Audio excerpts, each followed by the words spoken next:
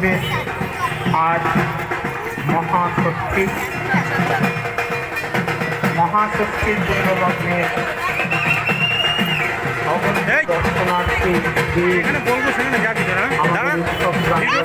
সামনে উপস্থিত হয়েছে।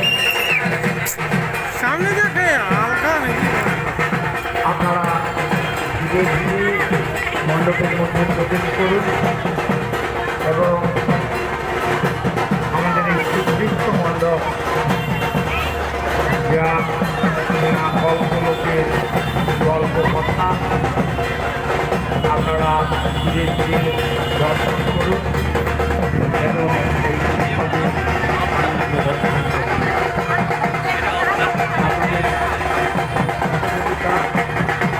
আমরা আন্তরিকভাবে কামনা করি।